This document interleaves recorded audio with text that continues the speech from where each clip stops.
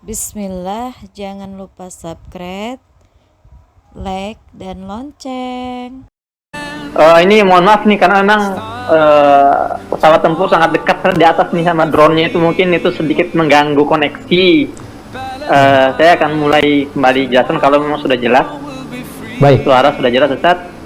saya sudah mengingatkan barangkali dalam hal sensitif kita terhubung ini akan ada tantangan-tantangan. Kalau dirasakan agak kurang aman ataupun juga dirasakan ada butuh jeda, dipersilahkan senyaman-nyamannya. Saya tidak ingin perjuangannya terputus untuk memberikan informasi.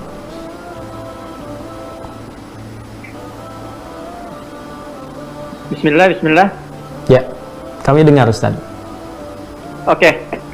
Baik, saya akan update kondisi. Jadi saya juga ingin ingatkan juga kepada teman-teman di Indonesia bahwa yang terjadi sekarang bukanlah perang, karena sejak hari pertama ini Israel sudah keluar dari prinsip-prinsip sebuah peperangan. Kita melihat korban jiwa dari kalangan Gaza ini adalah sipil, itu 90% lebih itu sipil. Sebaliknya, para pejuang Gaza ini ketika melakukan penyerbuan ke wilayah Israel itu mereka mentarget para tentara. Adapun sipilnya itu mereka biarkan bebas, bahkan sebagian mereka awan tapi dengan humanis, ya. Mereka memuliakan semua tawanan-tawanan Israel di Gaza dengan kemuliaan yang sangat total, seperti itu. Nah, tapi kita lihat saat ini korban dari pihak keluarga Gaza ini sudah 8.000 lebih, ya, mungkin sudah tembus 8.500 sejak tadi pagi, karena korban terus bertambah seiring dengan serangan udara yang tidak juga berhenti sampai detik ini.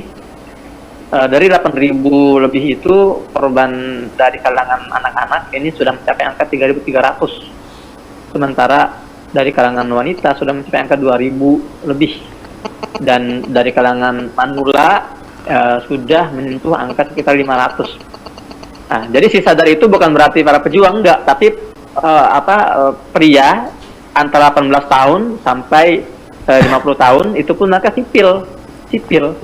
Jadi memang ini jelas sebuah pelanggaran dalam kode etik pertempuran, karena tidak hanya membunuh warga sipil, mereka juga membunuh para jurnalis. Sudah 35 jauh ini jurnalis yang sengaja dibungkam dengan dibunuh oleh serangan udara.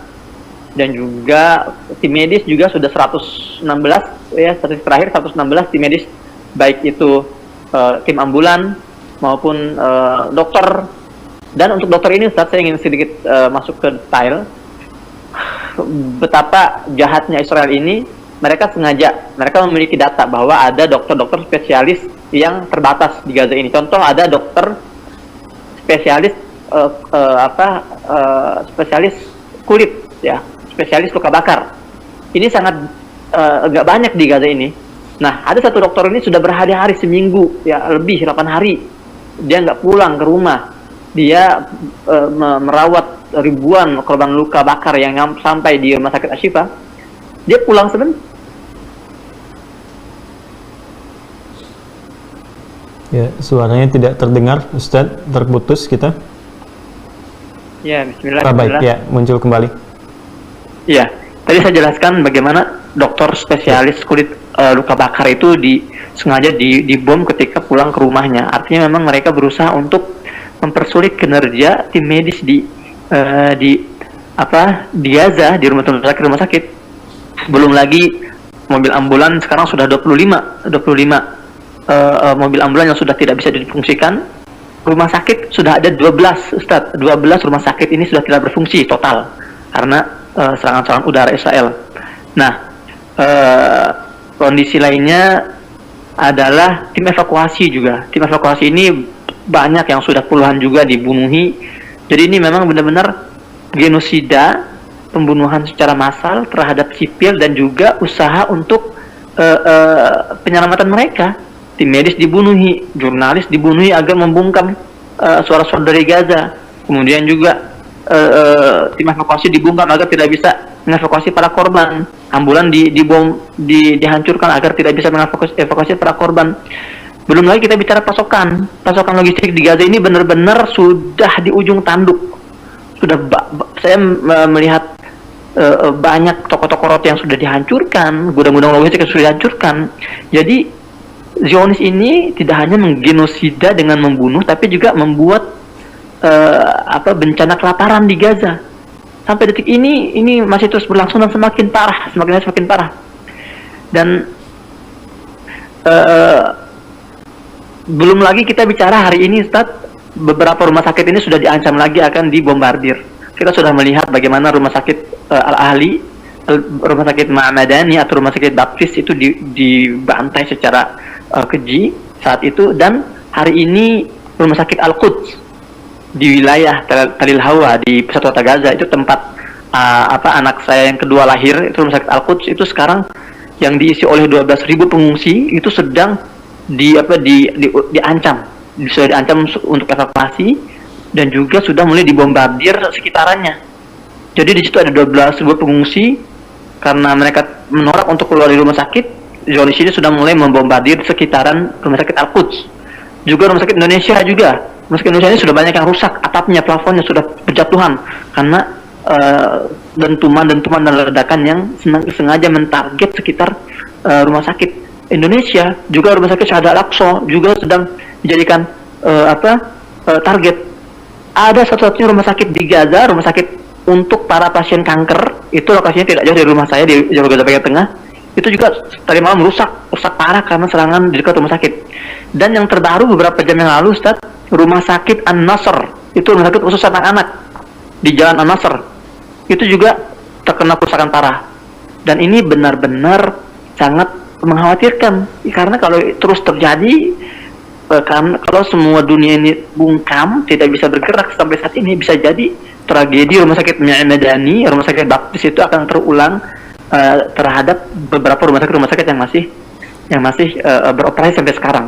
Kemudian juga ada Ustaz Hussein, mohon izin sejenak, ya, saya ingin menyapa para buzzer dulu yang berita dari admin sudah banyak bergabung. Selamat bergabung para buzzer, semoga mendapatkan pencerahan di malam hari ini. Terima kasih Anda mendapat kesempatan, semoga Allah berikan hidayah, dan nama saya sudah Adi Hidayat. Mudah-mudahan Allah izinkan kita semua untuk terkoneksi dalam tobat sebelum Allah wafatkan kita dalam keadaan-keadaan. Semoga apa yang Allah berikan kepada Anda kesempatan untuk bergabung, ini kesempatan yang sangat baik sehingga Anda bisa mendapatkan informasi-informasi tambahan. Langka sekali Anda bisa bergabung. Selamat sekali lagi. Selamat mengikuti, silahkan tuliskan apa saja yang Anda ingin tuliskan. Tidak ada masalah bagi saya pribadi. Selamat sekali lagi. Allah berikan anugerah pada Anda, bukan pada yang lain-lain. Selamat bergabung. Dan teman-teman tidak usah merespon, tidak usah marah dan sebagainya. Kita menyimak yang penting saja. Ya, jangan mencela yang sudah tercela, jangan membuang energi pada yang seharusnya tidak kita keluarkan energi. Silahkan Ustaz Hussein dilanjutkan. Iya, Ustaz. Saya di Gaza juga punya banyak teman orang-orang Nasrani. Saya dalam satu vlog saya, teman-teman bisa cek di channel saya, itu saya mengunjungi gereja tertua di Gaza, yang juga itu gereja tertua di dunia ketiga, gereja ortodok. Saya datang ke sana karena undangan teman saya itu. Dan gereja itu sekarang sudah hancur karena sudah menjadi target serangan. Ini sebetulnya ini adalah jawaban bagi para buzzer-buzzer itu sendiri yang selama ini meyakini bahwa ini adalah konflik antara umat Islam dan Yahudi gitu kan, karena pada kenyataannya di lapangan yang jadi korban pun orang-orang Nasrani, ya. Bahkan orang-orang Nasrani di Gaza pun ini ya mereka sangat nyaman hidupnya di bawah kekuasaan umat Islam dan mereka tidak ada keluhan sama sekali gitu kan. Dan ini jelas menunjukkan bahwa memang konflik di Gaza ini tidak sekedar hanya antara dua agama, tapi juga konflik kemanusiaan.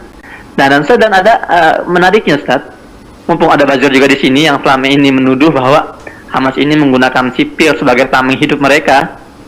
Saya ingin jelaskan, di Gaza ini ada 300 pemukim ilegal Yahudi yang sedang ditawan.